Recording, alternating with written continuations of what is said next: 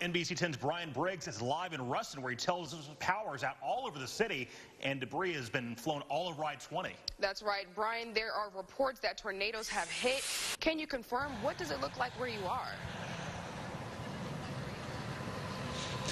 Yeah, that's right, guys. I'm at the intersection of Highway 167 and I-20 here in Ruston, where the tornado passed through just a few hours ago. And I'm going to take a step off to the side here that you can just see there is just destruction everywhere. This gas station took pretty much a direct hit from this area. It's kind of hard to see considering the sun has not come up, but traffic is very, very slow to a crawl. You can see debris just strewn across the area. I'm going to turn over to the side just to show you. Look at that sign over there, that sheet metal just wrapped around that interstate sign, debris strewn all over the place, even still on I-20 at this hour.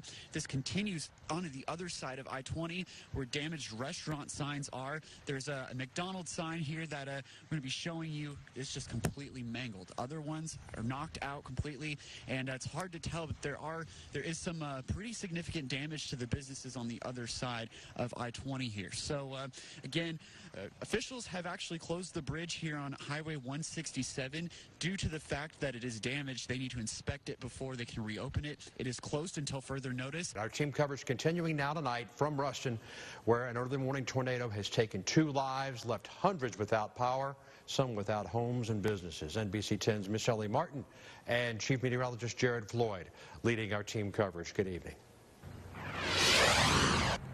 Hey, good evening, Gordon. Just like you said, devastation all around us, and just a shocking morning and day for residents of Ruston and here in Lincoln Parish. Just met with the National Weather Service in Shreveport, who's responsible for doing these surveys. Matt Duplantis and Aaron Stevens have been out here for most of the day, and they actually consider most of this damage that you see here along Vienna Street, right along the interstate, as high-end EF2 or low-end EF3 damage. So we're looking at a preliminary EF3 tornado, which was a violent tornado that moved through the area. The unfortunate side is that we did lose 2 lives this morning. Governor John Bell Edwards has declared a state of emergency for Ruston, and our Anna McAllister has caught up with the governor. She actually talked to the governor about what's next for this area and what the governor's office plans to do to help out. Anna. Well, Michelle, the governor did come with his team today to talk about these next steps, because it is a devastation, as you said, right here in Ruston. Now, Ruston, you look down the street, I mean, we have power lines down, roofs of buildings just completely ripped off, tossed across the street. It does look like a complete war zone here in Ruston. And with the governor here, he wanted to talk about the next steps for this city. What we've seen up to now in the Ruston area and really all across the state of Louisiana has been Louisianans stepping up and doing what they do best, and that is being neighbor to one another. As more cleanup and recovery begins, stories surrounding that tornado begin to be told. NBC 10's meteorologist Brian Briggs has been there for the majority of the day, sizing up the scope of the damage and just catching up with locals about their experiences through this storm. What did they tell you? Right, Michelle, emotions are still fresh here as Rustonians are still trying to clean up after this deadly tornado we had this morning. I was able to get the privilege to actually talk to a few of them, and they told me the moments leading up to the tornado and when they saw the damage for the first time. It just looks like a war zone out there.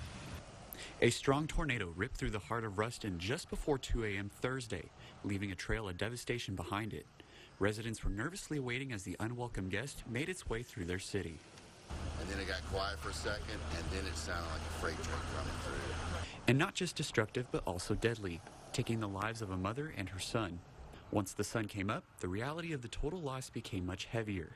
So far, it appears the damage roughly started near South Maple Street, continuing through Louisiana Tech and up through downtown Ruston, eventually crossing I-20 where the visible damage tapered off. Now that skies are clearing and calmer weather is on the horizon, Ruston can start to move forward, one piece at a time. We're going to pack up everything, try to get everything that we can, and move it to the Jonesboro location. And they're getting help from those who serve and protect, some even from miles away.